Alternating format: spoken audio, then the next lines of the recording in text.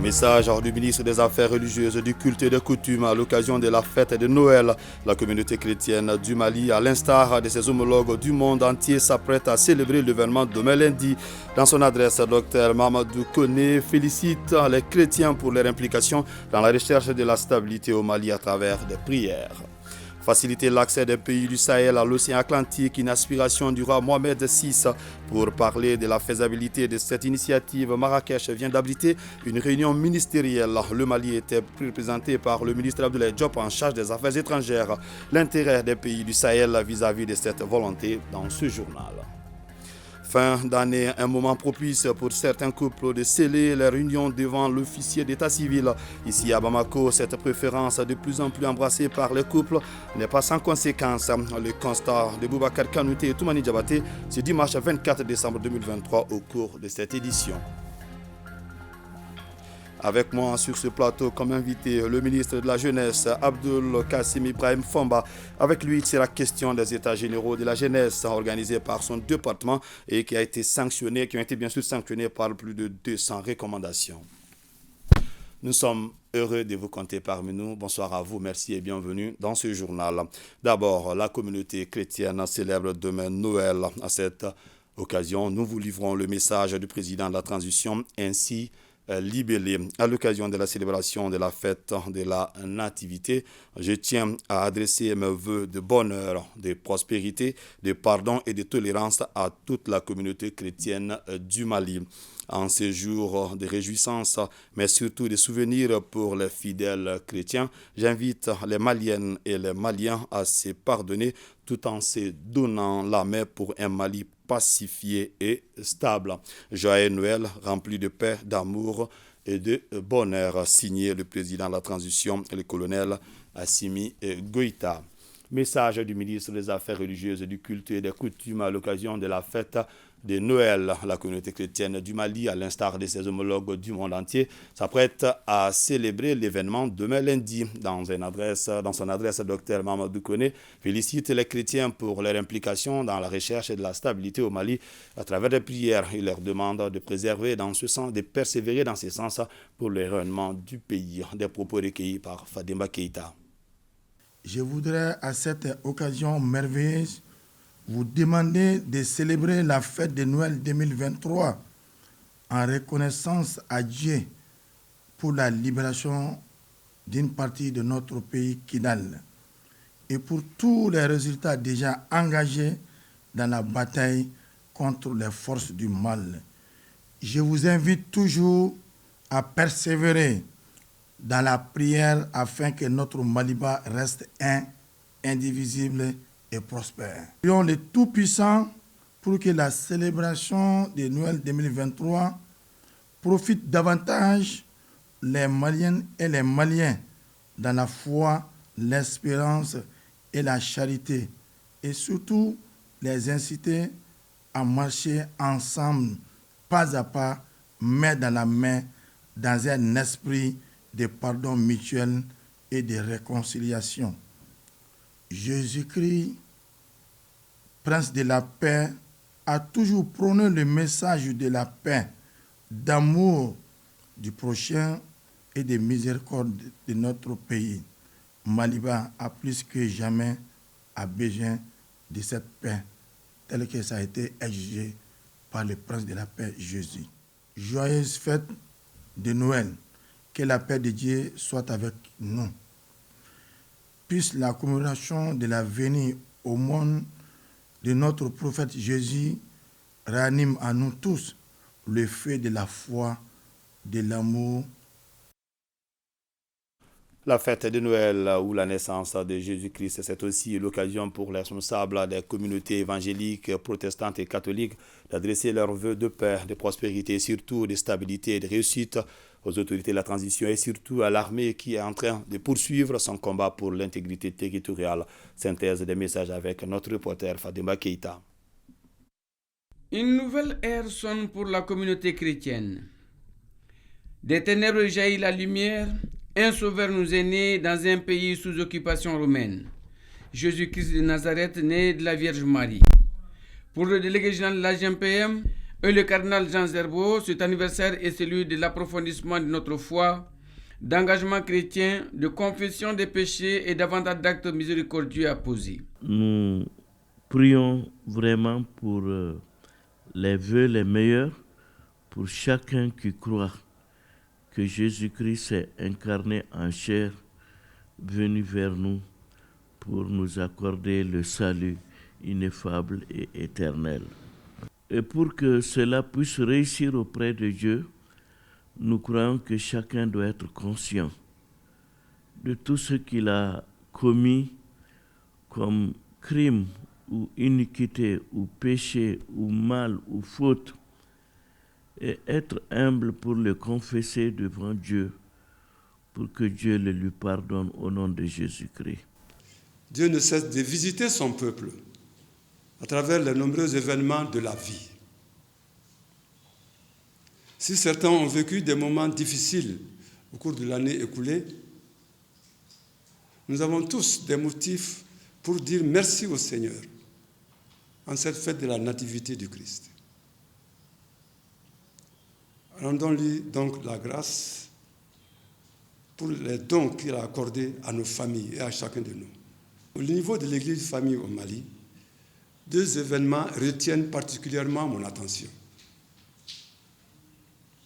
Le bon déroulement du pèlerinage de Kita, animé par le diocèse de Mopti, dont nous gardons un bon souvenir et dont les leçons doivent nous aider à devenir meilleurs. Ensuite, il y a la libération du père Ayo. Sa disparition nous a fortement inquiétés pendant 12 mois. Prier pour le Mali, la nation, les autorités de la transition, les féliciter pour tous les actes patriotiques doivent être un devoir perpétuel pour nous. C'est l'occasion. En ce qui concerne notre pays, le Mali, nous remercions le Seigneur pour la période d'espoir qui s'ouvre devant nous. Espoir d'une plus grande stabilité, espoir du retour de la paix, espoir de l'unité retrouvée du pays. Si le Seigneur ne bâtit la maison, en vain travaillent les maçons, dit le psalmiste. Implorons donc le Seigneur de soutenir les efforts de ceux qui travaillent nuit et jour pour la paix et l'unité dans notre cher pays. Que l'Éternel donne à nos autorités la santé, la protection, la force et la vision de promouvoir la justice, l'équité, afin de réduire louablement la pauvreté et la misère dans notre pays, le Mali. Sollicitons le Messie ou le Sauveur qui nous est né pour que l'Éternel accorde à chacun de nous un cœur de chair et non de pierre. Le ministre du Travail, de la fonction publique et du dialogue social communique en application des dispositions de la loi numéro 05 et 040 du 22 juillet 2005 relative aux fêtes légales en République du Mali. La journée du lundi 25 décembre 2023, fête de Noël, est chômée et payée sur toute l'étendue du territoire national. Visite du ministre des Affaires étrangères au Maroc. À l'invitation de son homologue marocain Nassir Bourita, Abdoulaye Diop a participé ce samedi à la réunion ministérielle sur l'initiative internationale du roi Mohamed VI visant à faciliter l'accès des pays du Sahel à l'océan Atlantique.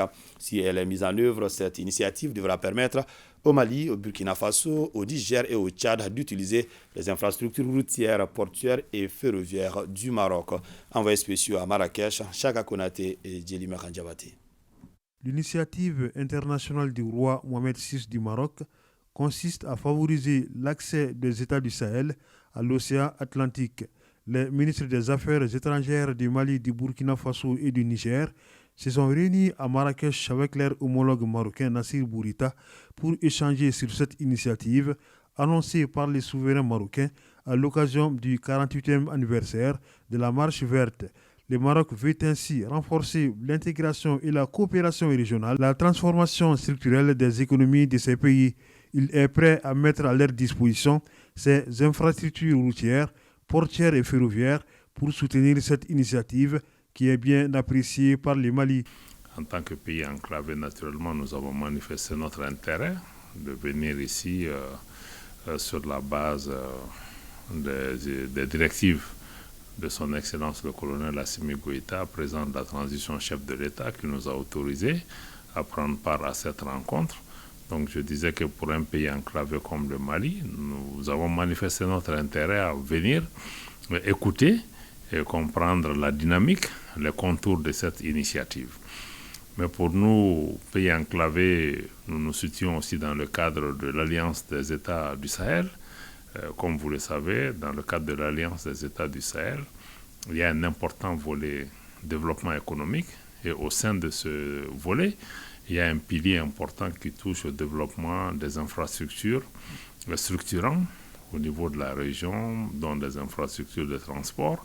La réunion ministérielle a décidé de la mise en place des commissions techniques qui vont réfléchir aux contours et modalités de mise en œuvre de l'initiative royale. C'est une première étape. Il est convenu que nous puissions mettre en place dans chacun de nos pays des équipes techniques qui puissent regarder l'ensemble des éléments qui sont proposés, qu'on puisse nous-mêmes définir aussi ce qui est prioritaire et important pour nos pays en termes d'infrastructures, soit routières, d'infrastructures de transport ou de transport d'énergie. Notre enclavement est utilisé aussi par d'autres pays autour de nous ou des institutions régionales pour sanctionner nos pays, pour les asphyxier souvent et pour punir nos populations. Donc nous avons l'obligation d'envisager tous les partenariats qui nous permettent de rééquilibrer cela et puis de nous mettre dans une trajectoire de long terme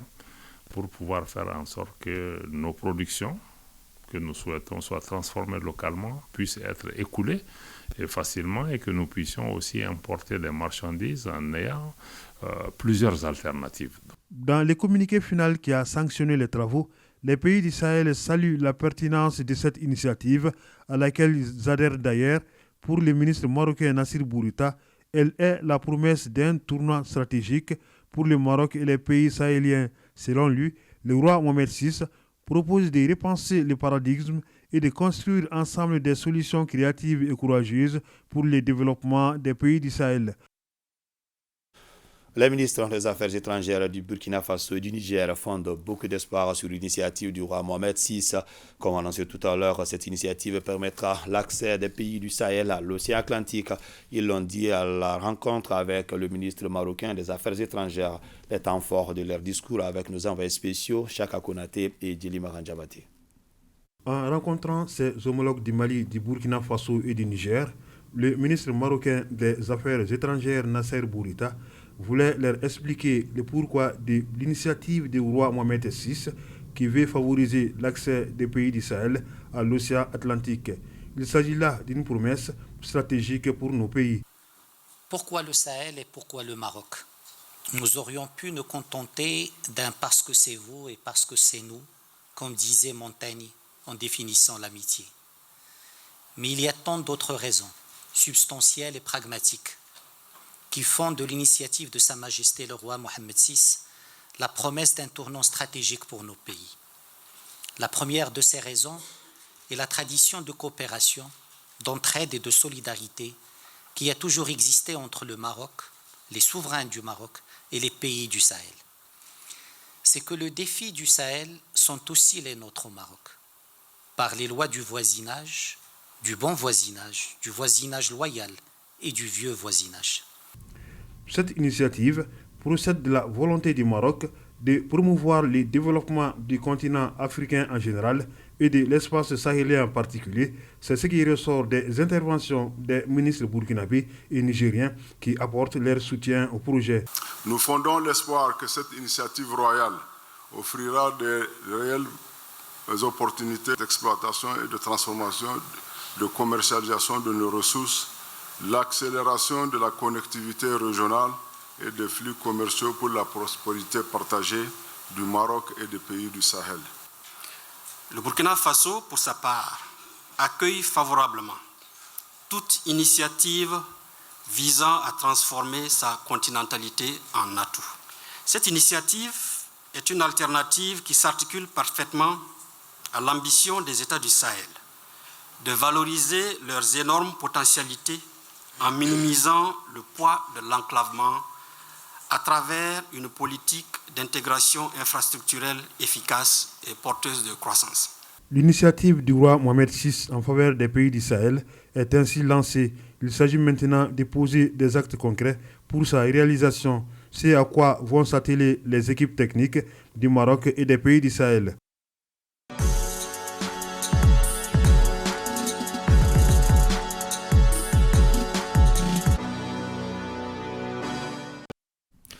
Abdul Kassim Ibrahim Fomba, ministre de la Jeunesse et des Sports, chargé de l'instruction civique et de la construction citoyenne, est l'invité de ce journal. Avec lui, il sera question des États généraux de la jeunesse qui viennent de prendre fin. Monsieur le ministre, bonsoir et bienvenue. Bonsoir. Alors, dites-nous, les États généraux de la jeunesse se sont tenus, les problèmes sont posés de la base au sommet. Alors, que dit le diagnostic ? Merci déjà pour l'invitation. Les États généraux de la jeunesse, c'est 6 thématiques de discussion, près de 600 communes où les jeunes se sont mobilisés, 19 régions où les jeunes se sont réunis également autour des différents gouverneurs, plus le district de Bamako. Mais c'est au-delà également, nous l'avons fait dans les facultés, les gares routières, parce que nous voulions avoir tous les types de jeunes, toutes les catégories de jeunes que nous avons au niveau du pays. Et à cela, nous n'avons pas oublié la diaspora, parce qu'il y a eu 31 pays, 31 représentations diplomatiques à travers le monde où les jeunes se sont réunis. À ce jour, je pense que c'est une des plus grandes rencontres de la jeunesse jamais faite. Et il y a eu 256 recommandations qui sont sorties. Et au niveau de la phase nationale, nous avons eu près de 1400 mobilisés, et ce sont des délégués. Et ces 1400 qui se sont mobilisés, on était obligé au niveau du CSCV d'avoir 2 autres salles pour les recevoir. Mais pour clôturer en beauté, on a eu le président de la transition. Et à ce stade, le diagnostic, c'est que les jeunes ont compris qu'à un moment donné de l'histoire d'un pays, il faut prendre ses responsabilités. Depuis longtemps, les gens ont décidé à la place des jeunes. Aujourd'hui, ils veulent que leurs mots soient dits et ils veulent que ce soit fait selon leur compréhension de la chose et que ce ne soit plus dicté. Que ça vienne d'eux. Et aujourd'hui, c'est ce que nous constatons à travers ces États généraux de la jeunesse. Alors, monsieur le ministre, vous venez de dire tout à l'heure, il y a eu plus de 200 recommandations. Nous, on se dit que c'est vraiment énorme. Est-ce que cela veut dire que la jeunesse malienne a besoin d'une thérapie de choc ? Je pense que la jeunesse a compris qu'aujourd'hui, elle a beaucoup de choses à dire. Et comme je l'ai dit, on a dit beaucoup de choses à la place des jeunes. Les 256 recommandations, j'avoue qu'en réalité, nous trouvons que on aurait pu même rajouter d'autres. Mais après, il fallait trouver certaines priorités. À ce stade, aujourd'hui, ces 256 recommandations vont être réparties en 3 éléments. Les 3 éléments qui sont la phase courte. Donc, à court terme, qu'est-ce qu'on va faire ? À moyen terme, qu'est-ce qu'on va faire ? Et à long terme, qu'est-ce qu'on va faire ?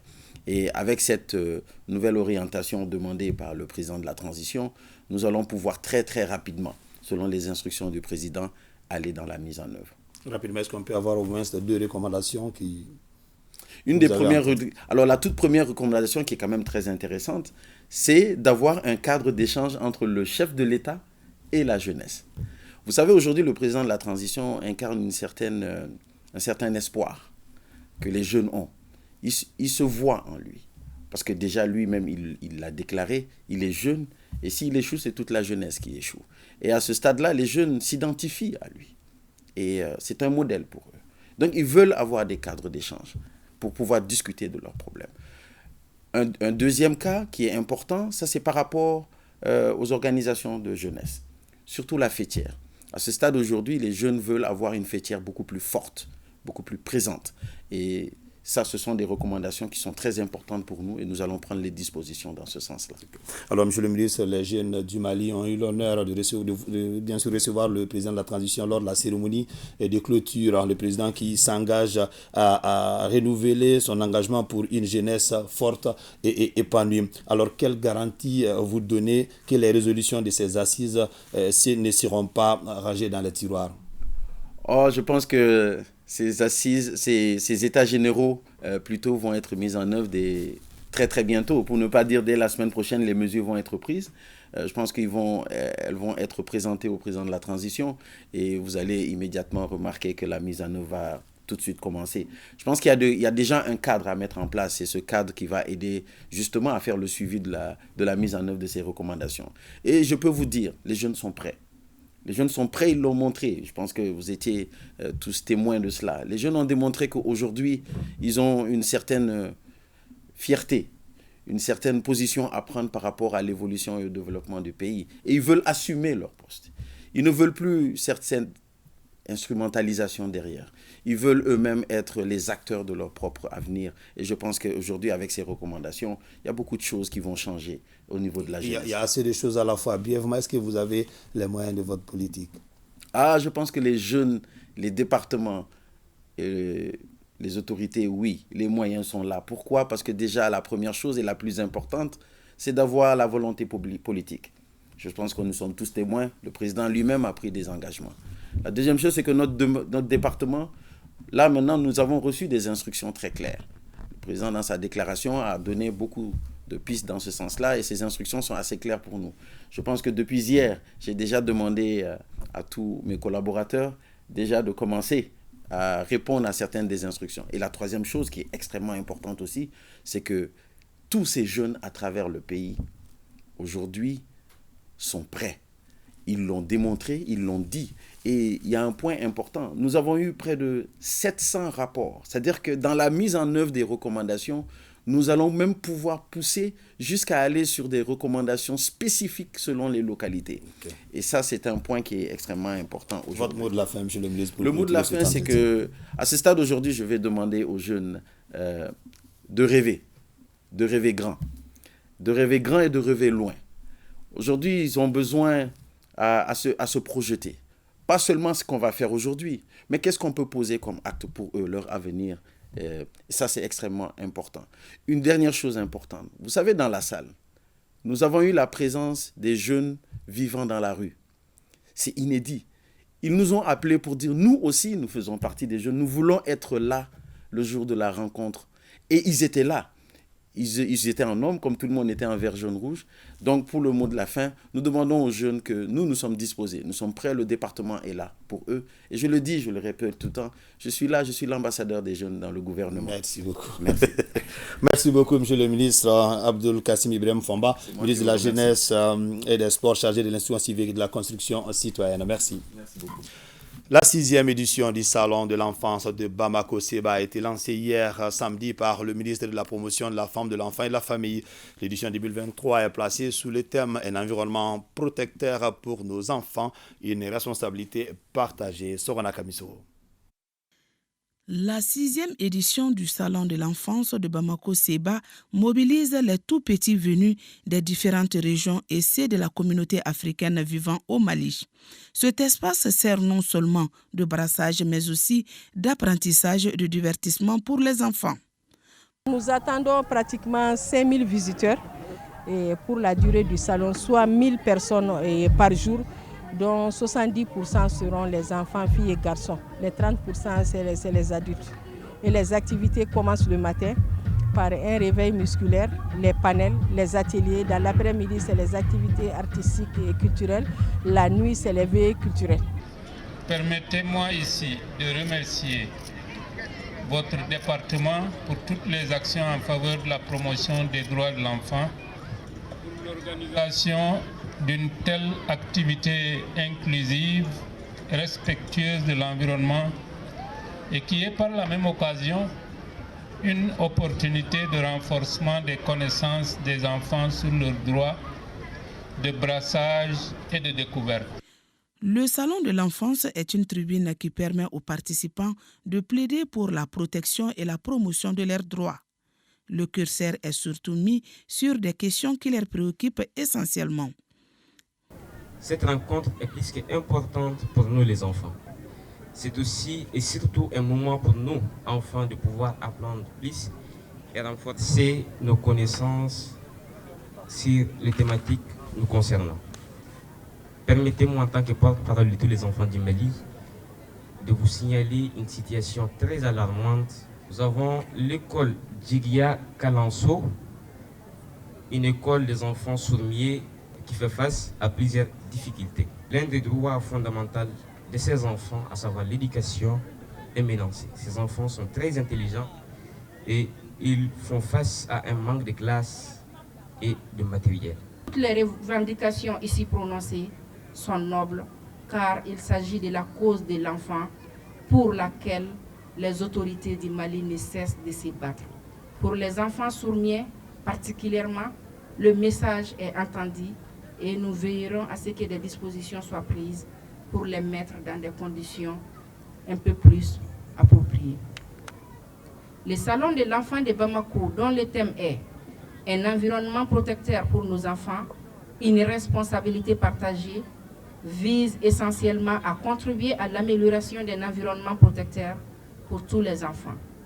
Il s'agira à travers cette thématique d'apprécier sous différentes formes l'impact de la crise sur l'environnement protecteur des enfants en mettant en exergue la responsabilité des différents acteurs intervenant dans ces domaines.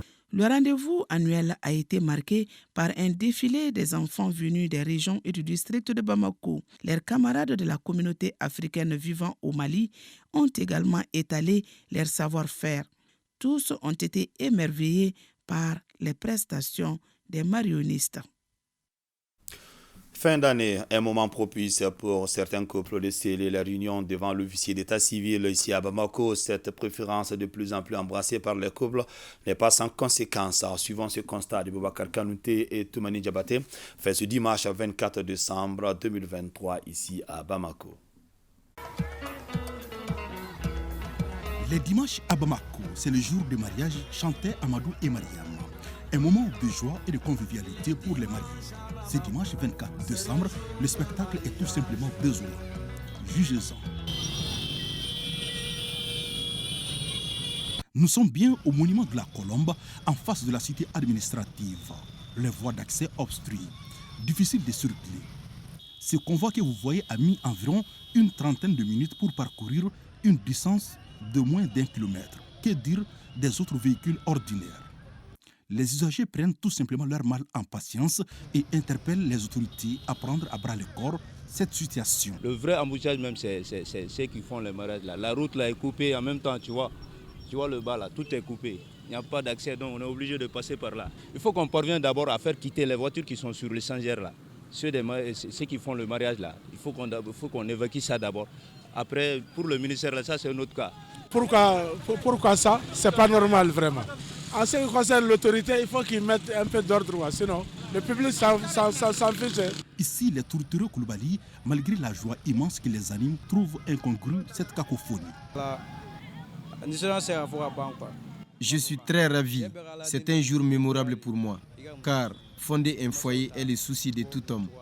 Je suis conscient du désagrément causé par l'embouteillage de ce matin. Malgré le travail titanesque abattu par les forces de sécurité déployées sur les grandes artères, comme le dirait l'autre, ma liberté s'arrête où commence celle des autres. Visite du ministre de l'Entrepreneuriat national, de l'Emploi et de la Formation professionnelle à Markala, en 4e région. Il s'agit pour Bagayogo Aminata Traoré de s'enquérir de l'état d'avancement des travaux du centre de formation professionnelle de Markala. À ce jour, les travaux sont arrêtés et le ministre rassure le personnel de la reprise de ces travaux conformément à la volonté des autorités. Kandesila. Cette visite du ministre de l'Entrepreneuriat national, de l'Emploi et de la Formation professionnelle sur le site des travaux du Centre de formation professionnelle de Markala vise à faire une évaluation non moins exhaustive des restes des travaux de ce projet porté par le Conseil régional des Sud. Des travaux exécutés à plus de 80% et qui sont arrêtés actuellement suite au retrait du partenaire financier, l'Agence française de développement AFD. Aujourd'hui, nous avons construit et équipé les autres blocs, mais il nous reste pratiquement le dallage de la cour, l'aménagement de la cour, l'équipement de l'irrigation, de l'atelier de l'irrigation, l'équipement encore de la maintenance agricole, des machines agricoles et ensuite l'espace d'expérimentation de l'irrigation qui nous reste pour pouvoir rendre les champs carrément fonctionnels. Le ministre rassure l'administration générale et le personnel d'appui déjà sur place de l'intérêt manifeste des autorités à poursuivre les travaux. C'est une volonté des plus hautes autorités de pouvoir avoir un bon maillage en termes de centre de formation professionnelle ici au Mali. Nous avons les filières qui touchent à la transformation agroalimentaire, la filière maintenance des outils agricoles, la filière irrigation, gestion de l'eau. Et donc toutes ces filières-là vont aujourd'hui concourir à favoriser un peu cette adéquation qu'on recherche entre la formation et l'offre d'emploi. Et nous ferons notre possible vraiment pour que rendre ce centre opérationnel très, très rapidement. Bagayoko Aminata Traoré a aussi visité le centre de formation Fanga School à Ségou. Ce centre international forme 200 enfants de plusieurs nationalités sur des filières porteuses comme l'agriculture, l'électronique et autres, avec une particularité certaine qui concilie savamment la théorie à la pratique. Cette initiative privée demeure un cas d'école pour le Mali et l'Afrique en matière de formation professionnelle.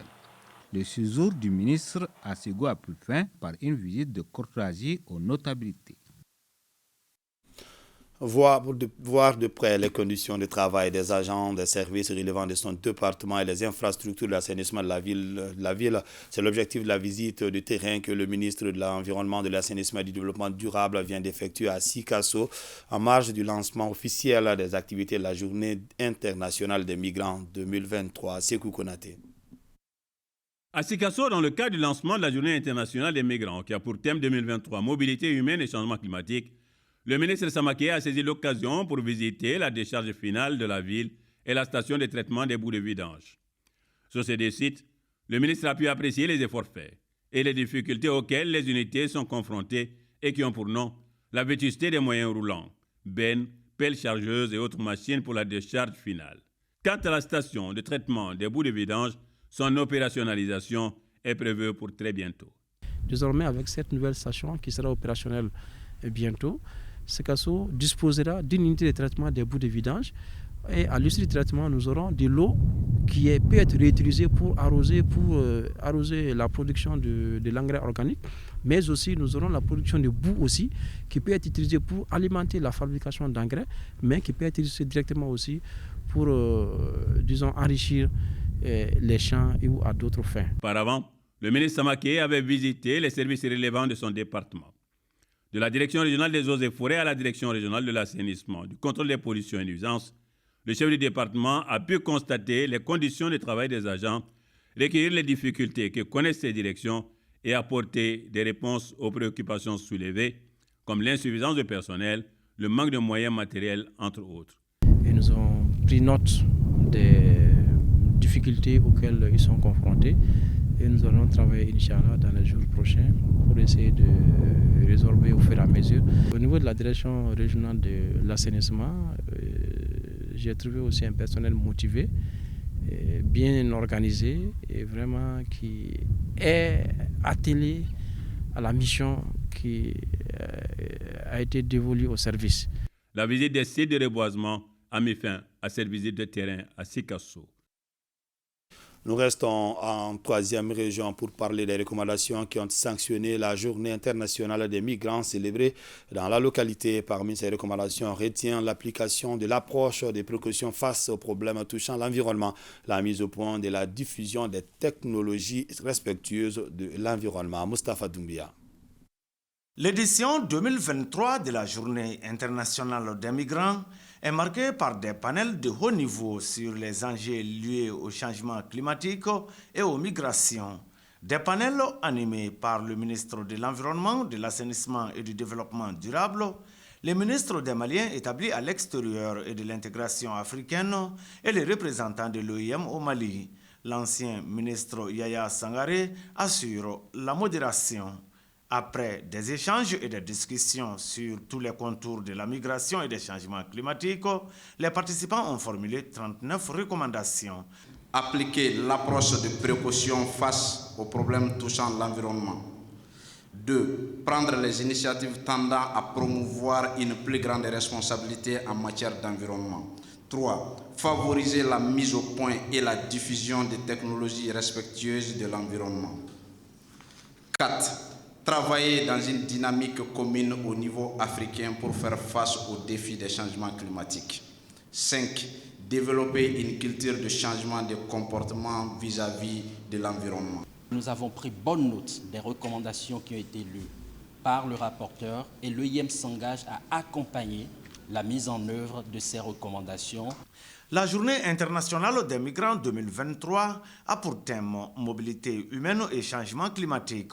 Son ouverture est présidée par le Premier ministre. Cette journée couronne une série d'activités réalisées par le département en charge des Maliens de l'extérieur. Il s'agit entre autres du lancement de la révision de la politique nationale en matière d'intégration africaine, de la révision de la politique nationale des migrations et de la visite dans une entreprise mise en place par un Malien de l'extérieur. Cette rencontre à Sikasso a été l'occasion pour le gouvernement de réaffirmer son engagement à une bonne gouvernance de façon générale et spécifiquement sur les recommandations des États généraux, la migration qui constitue pour nous une boussole désormais.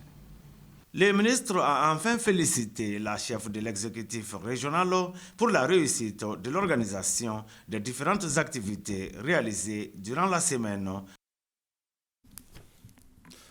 Les journées du poisson tenues ici à Bamako ce week-end ont été sanctionnées par une course de pirogues. Le Grand Prix Colonel Assimi Goïté a été remporté par la commune 6 du district de Bamako. Mohamed Kantao.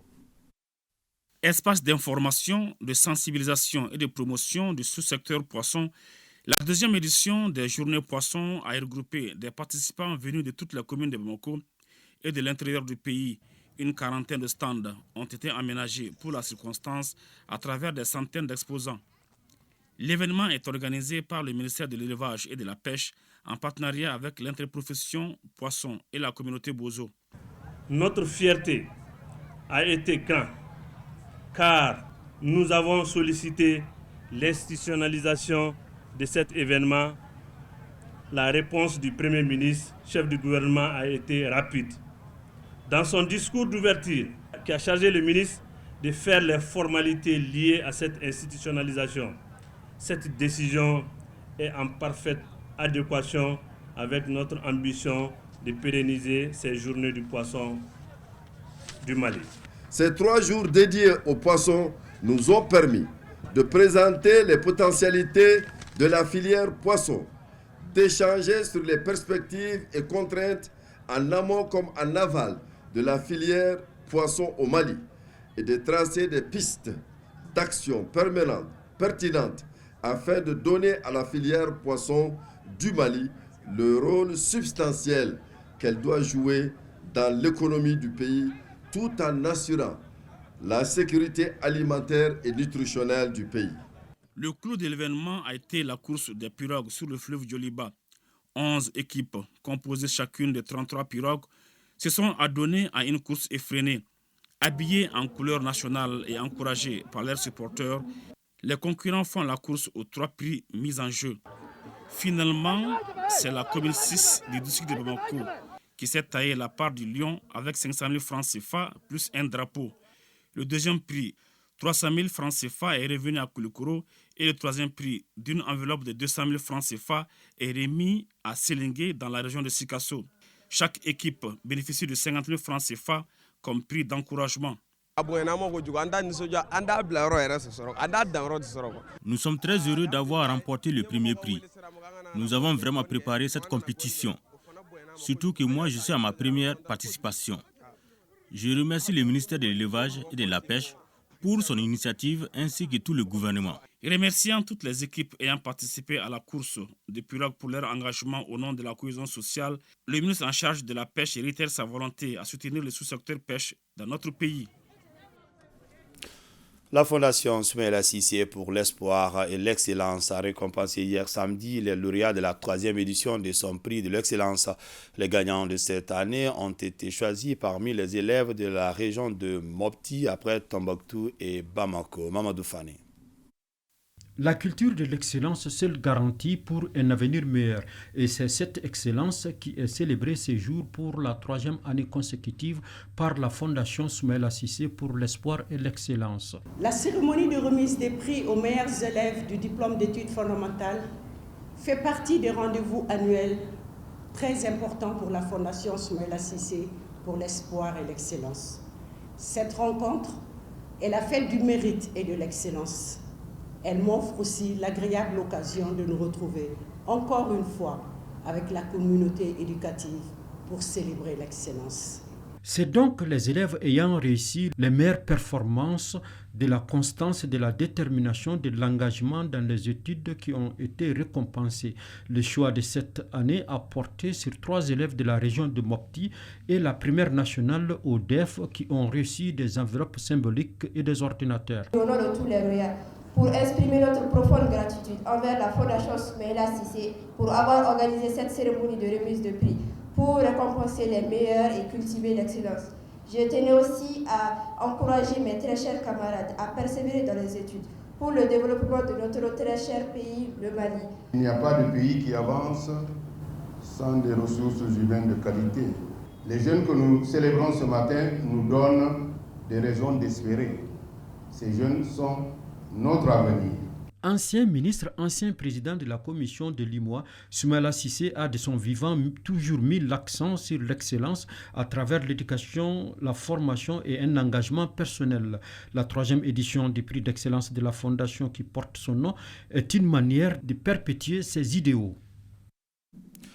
L'ORTM est bénéficiaire de 2 trophées à travers sa talentueuse journaliste Fatoumata Bouyikile.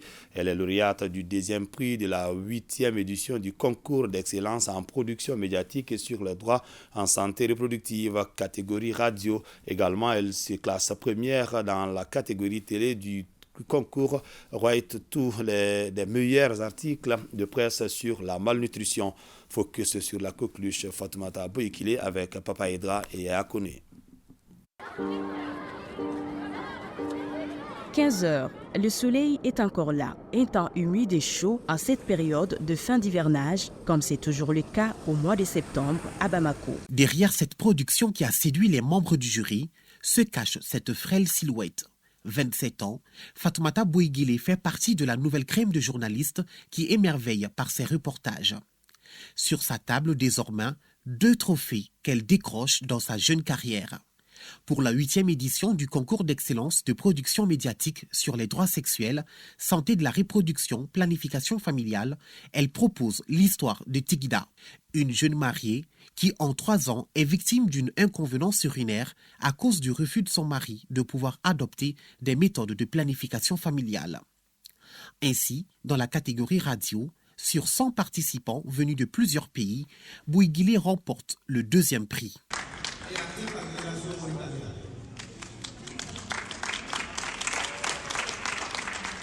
C'est une production qui présente le tableau de la vie d'une jeune dame. Elle s'appelle Tigida et elle a été victime de grossesse rapprochée. Donc sa vie était une vie vraiment sombre. Elle n'avait aucun soutien avec ses 3 enfants. 3 grossesses en moins de 3 ans qui ont fait que tout a basculé dans sa vie. Et c'est aussi pour montrer que malgré les luttes multiformes en faveur des droits sexuels et de la santé de la reproduction au Mali, nombreuses sont ces femmes-là encore qui sont dans le cas de Tigida, qui n'arrivent pas à accéder à un de leurs droits, je dirais, fondamentaux, qui est le droit à la santé de la reproduction. D'Abidjan, Fatoumata Bouyikile apprend qu'elle est lauréate également du concours des meilleures publications de presse sur les thématiques du programme Right to Grow dans la catégorie télé. Elle se classe première cette fois-ci avec sa production axée sur le difficile accès à l'eau potable des populations de la zone de Kanadjigila, secteur 9. Je n'ai pas pu sur le coup exprimer mon émotion. C'est après que je me suis dit waouh, j'ai eu 2 prix à l'intervalle de 2 ou 3 jours. Ça fait plaisir. 2,2 milliards de personnes n'ont pas du tout accès à l'eau selon l'UNICEF en 2021. Il y a un magazine de 21 minutes. Donc à partir de cette production-là, c'est vrai qu'il y a beaucoup d'initiatives qui sont engagées pour faciliter l'accès à l'eau potable et à l'assainissement dans tout le Mali.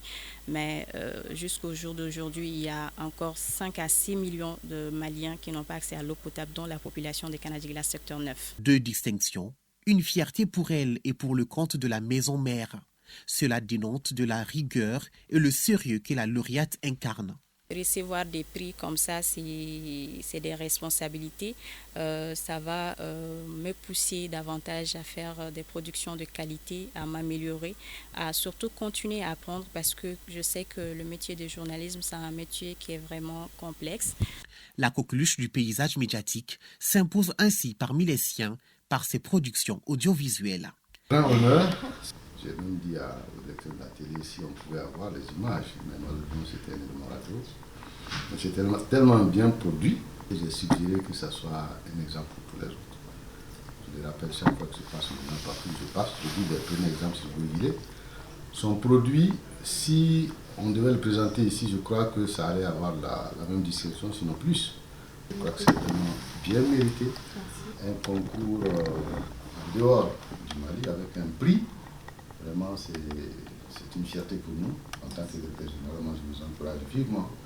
Et je vous demande de rester sur la même dynamique parce qu'on récolte toujours ce qu'on a sémé. Des consécrations qui auréolent la carrière de la jeune journaliste, pourtant diplômée d'un master en communication d'entreprise à la base. Le saut dans l'inconnu semble être le meilleur choix. Je suis tombée sur des aînés, des grands-pères, des papas qui m'ont vraiment enseigné. Fatoumata Bouyguilé a été révélée aux auditeurs et téléspectateurs de l'ERTM en 2015 à travers une série d'émissions. Elle partage son sourire du lundi au mercredi aux téléspectateurs de Grain de Midi et sa voix avec les auditeurs de la chaîne 2. Bouyguilé, comme on aime bien l'appeler, est surtout sollicité pour les voix off dont le résultat est irréprochable. Sous la haute instruction du président de la transition, chef de l'État, le colonel Assimi Goïta. Courageuse et passionnée, Bouyguilé écrit son histoire en lettres d'or dans le journalisme. Ça roule désormais à la recherche d'autres trophées pour bien garnir sa jeune carrière. Félicitations et courage à Fatoumata Bouyguilé. La traditionnelle cérémonie de remise des attributs et la présentation au drapeau des élèves de la 7e année du Prytanée militaire ont eu lieu le vendredi dernier. Au nombre de 137, dont 87 garçons et 50 filles, ces élèves viennent de 12 pays africains. Les reportages de Bokari Koulibaly. Placés sous le signe de la consolidation des liens entre aînés et cadets, les 137 élèves de la 7e année du Prytanée militaire de Kati reçoivent ainsi leurs attributs des mains de leurs aînés de la 8e année. Des attributs composés de bérets, de galons et d'insignes. Une remise suivie de la prestation de serment et de présentation du drapeau aux élèves. La cérémonie marque l'étape de transition et de rupture chez les jeunes qui entrent désormais dans le monde des anciens. En prêtant serment solennellement devant vous, ils expriment leur appartenance à cette prestigieuse école où la discipline et l'effort sont les maîtres mots.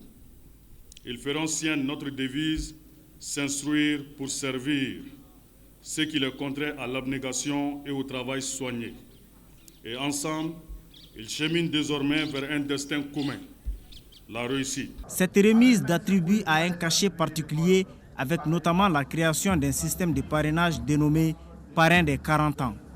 Ce système de parrainage vise à confier les élèves de 7e année à leurs aînés de l'école de 40 ans. Ainsi, ceux qui sont devant vous seront parrainés par les 3 premières promotions du Prytanée militaire de Kati. Les parrains partageront avec les filles leurs histoires au Prytanée militaire de Kati et leur prodigueront des conseils. Des chorégraphies, des démonstrations et un défilé militaire des élèves du Prytanée militaire de Kati ont été les temps forts de la rencontre. Retour à l'intérieur du pays, ouverture à Koutiala de la première édition de la foire artisanale et agricole dénommée Mamala Soukoudouman. L'événement est organisé par la direction régionale de l'artisanat de Koutiala en collaboration avec les chambres consulaires de métiers, d'agriculture, de commerce et d'industrie. Brahima Kone. Cette première édition de la foire artisanale et agricole intitulée Mamala Soukoudouman est une initiative créatrice de relations commerciales basées sur l'échange des produits artisanaux et agricoles. Elle est organisée par la direction régionale de l'artisanat en collaboration avec les chambres consulaires de métiers, d'agriculture, de commerce et d'industrie, ainsi qu'avec certains partenaires au développement de la région de Koutiala. Durant une dizaine de jours, Koutiala deviendra la capitale commerciale du Mamala. C'est l'occasion pour les exposants de montrer leur savoir-faire au grand public et faciliter l'établissement des circuits commerciaux entre vendeurs et acheteurs. La société coopérative simplifiée Cotonou-Antala des transformatrices de produits agroalimentaires de Tornasso Skopska et son partenaire Oxfam ont aidé financièrement les initiateurs de Mamala Sougoudma pour faire de cet événement une véritable opportunité du donner et du recevoir. Nous ne faisons que des produits locaux. Quand vous prenez les fromages à base de soja, qu'on appelle couramment les brochettes de soja, nous les faisons uniquement à base de soja. Et toutes ces farines sont utilisées dans les SESCOM comme moyen de lutte contre la malnutrition chez les enfants de 6 à 59 mois. Ainsi, cette foire devra contribuer à l'amélioration des techniques de transformation des produits locaux afin de promouvoir le développement socio-économique et environnemental de la région de Koutiala. Mamala Sougoudma apportera des propositions pertinentes pour la relance de notre économie sur l'échelle locale et nationale à travers l'expo-vente des produits localement traités, offre sans doute un cadre idéal à nos opérateurs économiques, agriculteurs et artisans pour faire connaître leurs produits locaux et les opportunités existantes. Le gouverneur a procédé à la visite des stands garnis de produits made in Mali. La 9e édition du Festival culturel Ogobagnan se tiendra du 22 au 28 janvier 2024 sur la place du 51e. L'événement est placé sous le thème « La construction des institutions et mécanismes endogènes dans la refondation de la gouvernance publique au Mali ». Cette année, la communauté bois est l'invité d'honneur. C'est ce qui ressort de la conférence de presse tenue ce matin au Palais de la Culture Amadou Ampateba. Ibrahim Kaoukounate.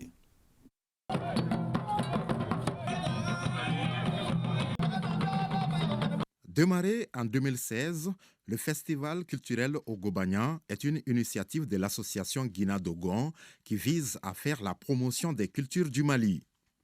Ce festival favorise le dialogue des cultures pour les vivre ensemble.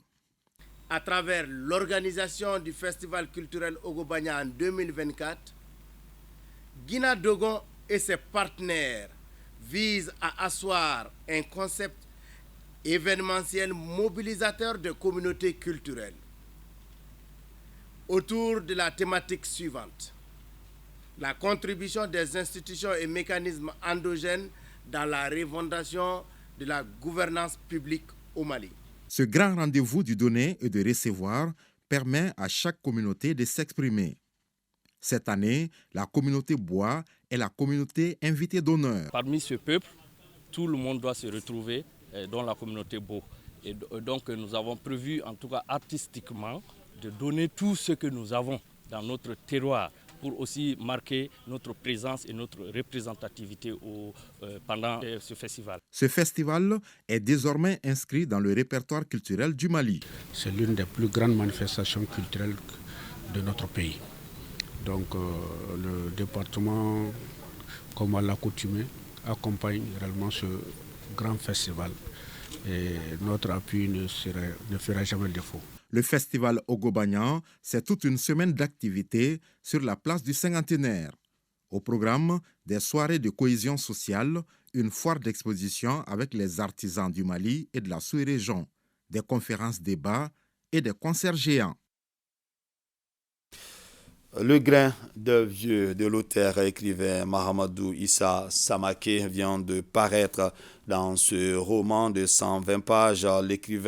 L'ancien écrivain Mahamadou Issa Samaké parle du phénomène de la migration et du réchauffement climatique à travers la vie en campagne avant et après la récolte. Dans un bon mélange du bambara et du français, l'auteur ouvre les pistes de réflexion sur les défis de la mutation sociale, de la dégradation des valeurs ancestrales, de l'immigration et ses conséquences. Le grain des vieux est une édition de la maison Sawa et disponible dans les librairies.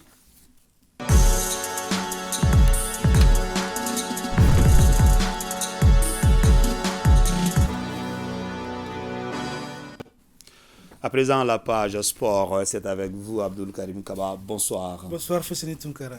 Handball, la Super Coupe a été jouée hier en dames et messieurs.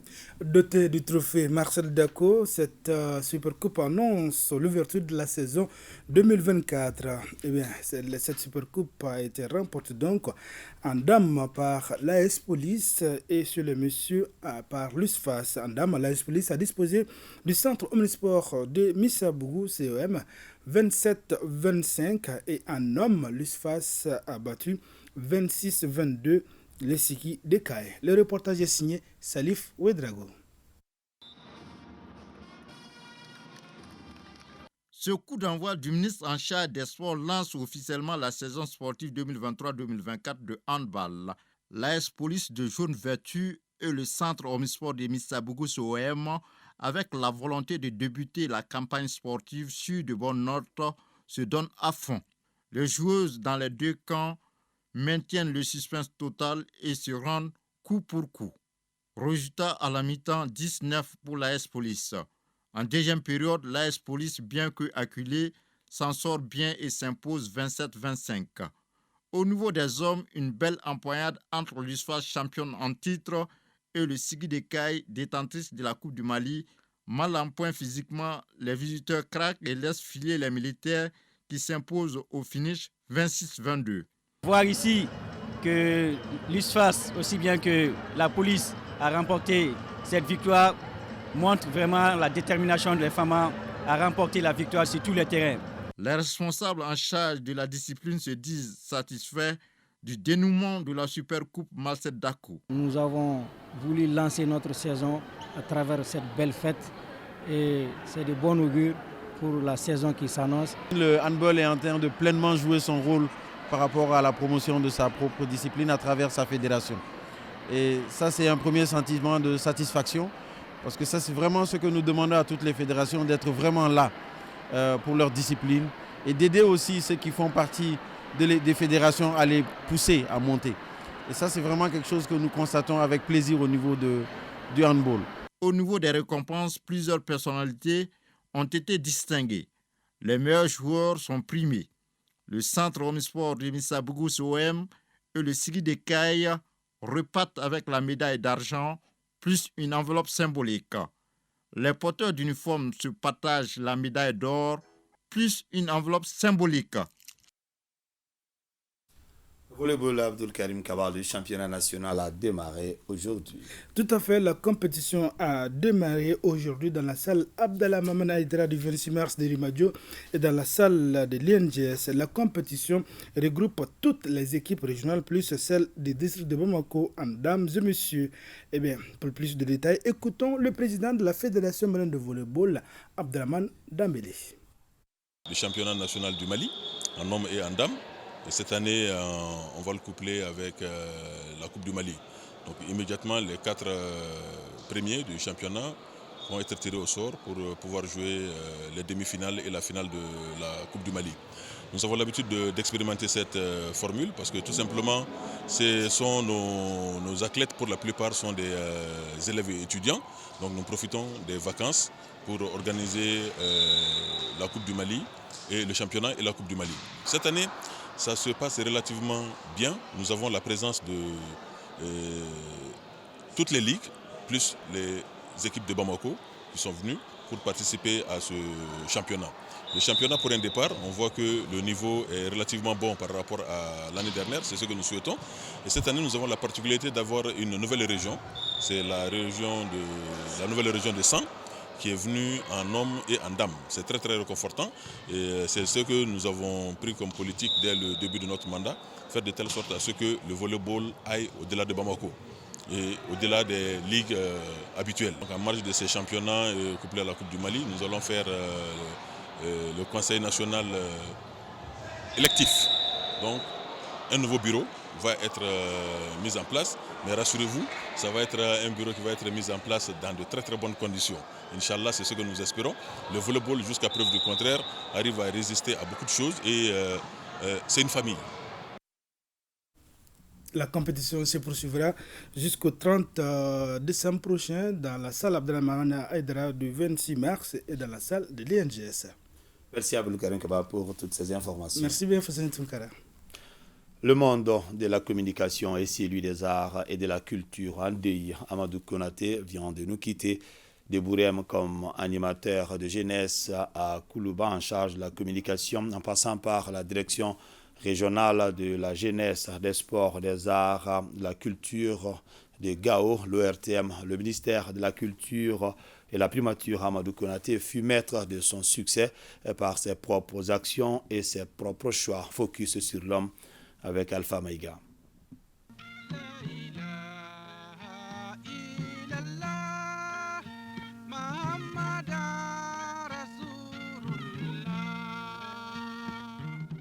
Dans son domaine de la culture au journalisme, Amadou Konaté est considéré comme un self-made man, autrement dit quelqu'un qui sait faire lui seul. L'homme a été maître de son succès de par ses propres choix et à ceci s'ajoutent ses propres actions. Du lointain bureau poussiéreux et sablonneux de Bourem où il officiait en tant qu'animateur de jeunesse, Konaté, appelé affectueusement ainsi, a fini par se hisser sur le mont Koulouba, épicentre du pouvoir. Et c'est là où le destin le rappelait à Dieu en tant que chargé de communication. Tout reposait sur sa volonté, son travail acharné et du coup l'accomplissement de ses multiples objectifs. Que ce soit sur les planchers de théâtre en tant qu'acteur ou metteur en scène. J'ai commandé à la foudre du ciel et à l'eau du rocher. J'ai dit aux collines de disparaître et au désert de reculer. J'étais un dieu. Que ce soit sur le petit écran de la télévision nationale animant l'émission Miroir.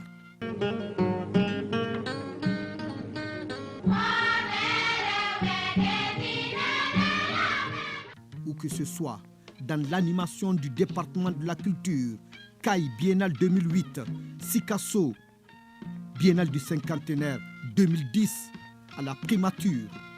Konaté, sa passion pour le travail n'a jamais été démentie. À l'âge de 68 ans, l'enfant de dirait que le quartier Al-Ghanima, qui veut dire rassemblement à vue naître, laisse derrière lui une famille inconsolable. Amadou Konaté, Gao pleure, le Mali pleure. C'est communiqué. Le secrétaire général de la présidence de la République a la profonde douleur d'annoncer le décès de M. Amadou Konaté, précédemment chargé de mission à la cellule de communication et des relations publiques de la présidence ce dimanche aux environs de 8 heures des suites d'une maladie. En cette douloureuse circonstance, le président de la transition et tous les personnels de la présidence présentent leurs condoléances à la famille du défunt durement éploré et prie Allah le Tout-Puissant de lui accorder sa grâce. Et la rédaction vous propose le parcours, bien de vous proposer le parcours du défunt avec Alpha Maïga, dort en paix, cher doyen.